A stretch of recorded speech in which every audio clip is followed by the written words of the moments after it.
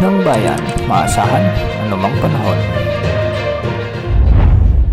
Magandang araw po sa ating lahat. Narito ang update sa lagay ng panahon ngayong araw ng Martes, August 6, 2024.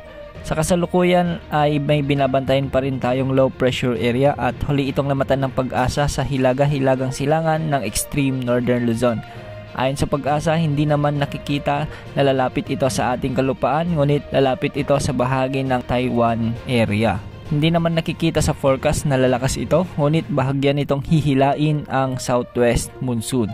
Ngayong araw, umaga pa lamang posible na mga pag-ulan sa western sections ng Luzon, particular sa Palawan at sa Metro Manila, Occidental Mindoro, sa may Bataan, Zambales, Pangasinan, La Union at ilang bahagi pa ng Ilocos Region, kasama na ang Western Visayas.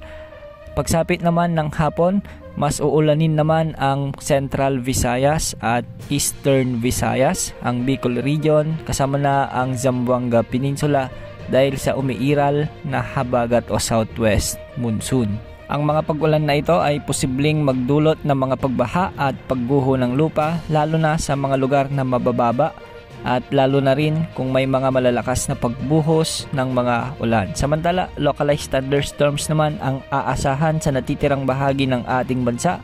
Kaya asahan ang mga pag-ulan lalo na sa hapon at gabi.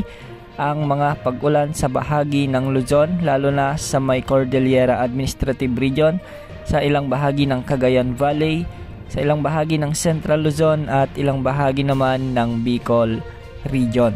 May mga inaasahang pag-ulan din sa hapon at gabi sa may Northern Mindanao at sa may Caraga Region.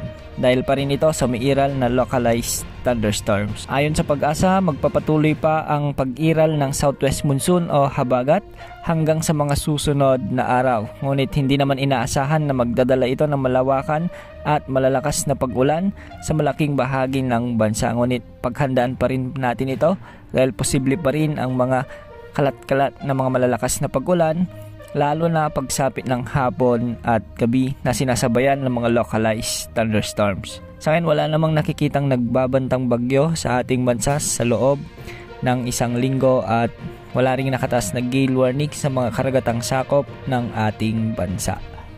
Yan ang update sa lagay ng panahon. Ito po ang weather update ng bayan, maasahan anumang panahon.